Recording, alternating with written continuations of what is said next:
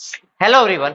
आज की इस वीडियो में हम लोग क्लास 11th के लिए बेसिक केमिस्ट्री के चैप्टर नंबर 1 से तीसरा वीडियो जो देख रहे हैं।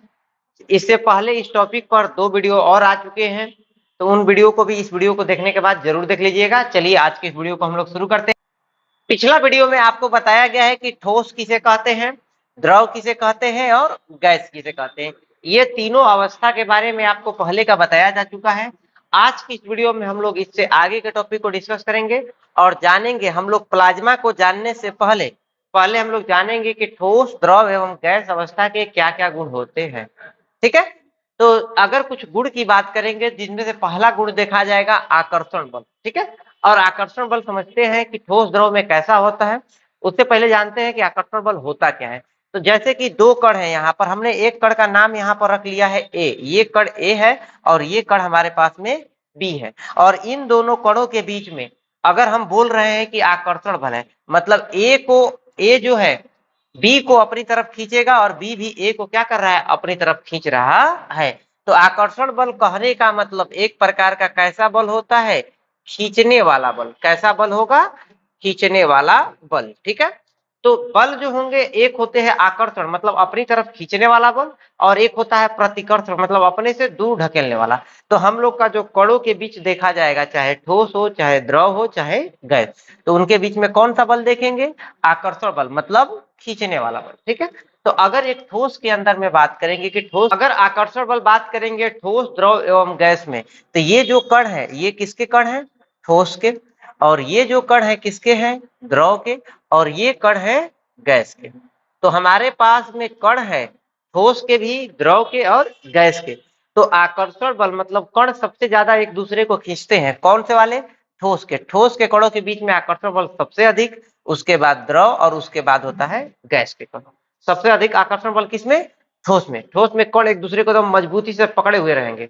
द्रव के कण थोड़े दूर दूर होते हैं, इनमें आकर्षण बल कम होता है, और गैस के कणों में एकदम आकर्षण बल नहीं होता है। ठीक है, तो सबसे अधिक आकर्षण बल याद रखेंगे। बाकी जितने भी गुण होंगे इसी बात पे चर्चा करेंगे कि हमारे पास में ठोस में आकर्षण बल सबसे अधिक है, द्रव में उससे कम, और गैस में सबसे कम या प्रतिकर्षण बल होगा। ठीक है, अगर कणों के बीच की दूरी की बात करेंगे तो आप खुद ही समझिए, क्योंकि आकर्षण बल इसमें अधिक है तो इसके कण एक दूसरे को खींचेंगे, और जब खींचेंगे तो वह पास रहेंगे कि दूर, पास रहेंगे।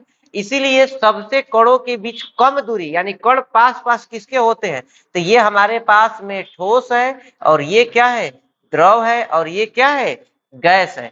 तो गैस, द्रव के कणों में, सॉरी, ठोस के कणों में क्योंकि आकर्षण बल अधिक है तो वह खींचेंगे और एकदम पास पास रहेंगे। लेकिन गैस के कणों में आकर्षण बल उतना नहीं होता है, तो इसके कण क्या होते हैं, दूर दूर होते हैं। तो कणों के बीच की दूरी गैस में सबसे अधिक, उसके बाद द्रव में, और सबसे कम दूरी होती है किसमें, ठोस के अंदर में दूरी सबसे कम। क्यों, क्योंकि आकर्षण बल जितना अधिक होगा तो वह चिपक के और पास पास रहेगा, और वहीं आकर्षण बल नहीं रहेगा तो कण क्या हो जाएंगे, दूर दूर रहना चाहेंगे। समझ में आया। तो अभी तक हमने दो गुण देखा, एक देखा आकर्षण बल जिसमें ठोस में सबसे अधिक, उसके बाद द्रव में, फिर गैस में। क्योंकि इसके कण ज्यादा आकर्षित करते हैं तो इसीलिए पास पास होंगे, उसके बाद द्रव के कण थोड़ा दूर दूर, और गैस के कण बहुत दूर दूर होते हैं। ठीक है, अब कणों की गति की बात करेंगे कि किसके कण ज्यादा गति करते हैं, ठोस के कण ज्यादा गति करेंगे कि द्रव के करेंगे कि गैस के करेंगे। तो अभी आपको बताया गया कि सबसे ज्यादा आकर्षण बल जो होता है, वह आकर्षण बल सबसे अधिक होता है किसके अंदर में, ठोस के अंदर में। सबसे अधिक आकर्षण बल जो होता है वह ठोस में होता है, उससे कम होता है किसमें, द्रव में, और सबसे कम आकर्षण बल होता है किसमें, गैस में। तो क्योंकि ठोस में आकर्षण बल सबसे अधिक है तो वह एक दूसरे को जाने नहीं देगा, खींच के रखेगा ना। तो ये कण है, और इसके बीच में ये ए है, ये बी है, दोनों के बीच में क्योंकि आकर्षण बल अधिक है तो दोनों एक दूसरे से जुड़ के रहेंगे, कोई भी इधर उधर भागेगा नहीं। लेकिन गैस के कणों में आकर्षण बल कम होगा तो इसीलिए यह गति करते हैं, जबकि ठोस के कण गति उतना नहीं करेंगे। तो कणों की गति में गैस की गति सबसे अधिक, उसके बाद द्रव, और सबसे कम गति होती है किसके अंदर में, ठोस के अंदर में गति सबसे कम होती है। ठीक है, इस ऐसे इसका एक एग्जांपल आप देख सकते हैं अगरबत्ती को। अगरबत्ती का जब धुआं उठता है तो वह धुआं पूरे कमरे में फैल जाता है, यानी क्या कर रहा है, वह गति करके दूसरे जगह जा रहा है। जबकि अगर वह ठोस में अगरबत्ती रहता है तो उतना स्मेल करता नहीं है। यही अगर भोजन की बात करेंगे, अगर कोई भी भोजन होगा तो जब वह गर्म रहेगा तो उसका गंध जो होगा पूरे कमरे में फैलेगा। लेकिन वही भोजन सेम टेस्ट का अगर ठंडा रहेगा तो वह भोजन जो होता है पूरे कमरे में उसका गंध फैलता नहीं है। क्यों? क्योंकि इसमें से निकलने वाला गंध जब जाएगा चारों तरफ तो आपको उसका स्मेल आएगा। लेकिन अगर इसमें से गंध नहीं, भाप नहीं निकल रहा होगा तो कैसे गंध पता चलेगा? ठीक है, तो गैस के कण इसमें से निकलेंगे, इसमें से गैस के कण निकलते हैं तो यही क्या करते हैं? गति करते हैं। किसके कण गति करेंगे? गैस के। ठीक है, गैस के कण सबसे अधिक गति करेंगे, उसके बाद द्रव और सबसे कम या नहीं गति करते हैं। ठोस के कण गति ही नहीं करते हैं, यह केवल और केवल उसी स्थान पर कंपन करते हैं। ठीक है, बात समझ में आ गई? और ये तो ब्राउनी गति करते हैं गैस के कण। ठीक है, अब अगला समझते हैं संपीड़ और असंपीड़ के बारे में। संपीड़ कहने का मतलब जैसे कि हमारे पास में ठोस, द्रव एवं गैस, तो संपीड़ कहने का मतलब अगर दबाए और दब गया तो कहेंगे कि संपीड़ है। जिसको दबाए और दब गया तो संपीड़। और अ का मतलब होता है नहीं, दबाए नहीं दबाए इसका मतलब कि असंपीड़। जैसे ये रिमोट है, अगर इसको हम दबा रहे हैं नहीं दब रहा है इसका मतलब कि यह क्या है?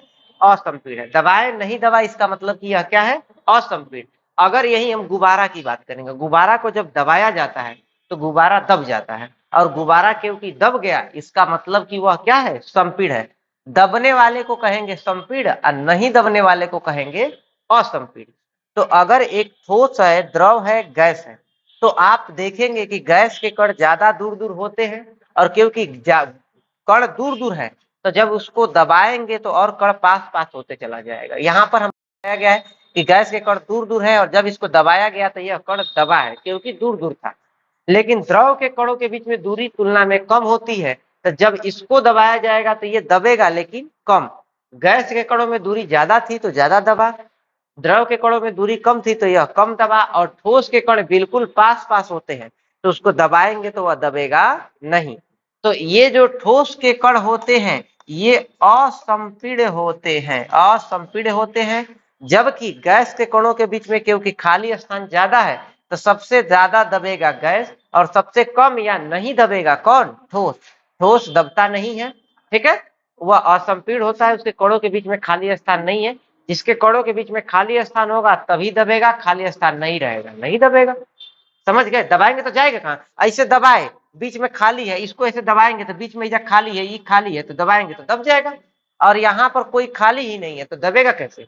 समझ गए बात को? कि संपीड़ मतलब दबने वाला और असंपीड़ माने नहीं दबने वाला। असंपीड़ कौन होता है? तो ठोस के कण नहीं दबते हैं इसीलिए असंपीड़, और गैस के कण क्योंकि दब जाते हैं इसीलिए इसको कहा जाएगा संपीड़। ठीक है, अब हम लोग आगे चलते हैं और देखते हैं घनत्व को लेकर। घनत्व कहने का मतलब कि कौन घना ज्यादा है, कौन कम घना है। ठीक है, इसको अंग्रेजी में डेंसिटी कहते हैं और इसको डी से दर्शाते हैं। तो अगर घनत्व की बात करेंगे, जो जिसमें पास पास कण रहेंगे वह ज्यादा घनत्व होगा, जिसमें कण दूर दूर होंगे उसका घनत्व कम होगा। तो ठोस के कण बिल्कुल पास पास होते हैं, ये हमारे पास में ठोस के कण है, और ये किसके कण है? द्रव के, और ये किसके कण है? गैस के। तो होगा क्या बच्चों कि यहाँ पर हमारे पास गैस के कण दूर दूर है, मतलब यह कम घना है, तो सबसे कम घनत्व होगा गैस का। और ठोस के कण बिल्कुल पास पास होते हैं तो सबसे अधिक घनत्व होगा ठोस का, तब द्रव का, और तब गैस। ठीक है, अब हम लोग आगे चलते हैं और बहने की प्रवृत्ति देखते हैं कि कौन बहता है। बहने का मतलब एक जगह छोड़ दिए, अपने से चल के दूसरे जगह चला गया। तो बहने की प्रवृत्ति की बात करेंगे, हमारे पास ठोस भी है और द्रव भी है और गैस भी है। तो बहने की प्रवृत्ति किसमें सबसे अधिक पाई जाएगी? तो अगर गैस के कण होंगे तो गैस बहेगा क्योंकि आकर्षण बल नहीं है। अगर आकर्षण के जुड़ के रहेंगे और नहीं रहेगा तो इधर उधर बहते रहेंगे। तो गैस ज्यादा बहता है, इसमें सबसे अधिक बहने की प्रवृत्ति पाई जाती है।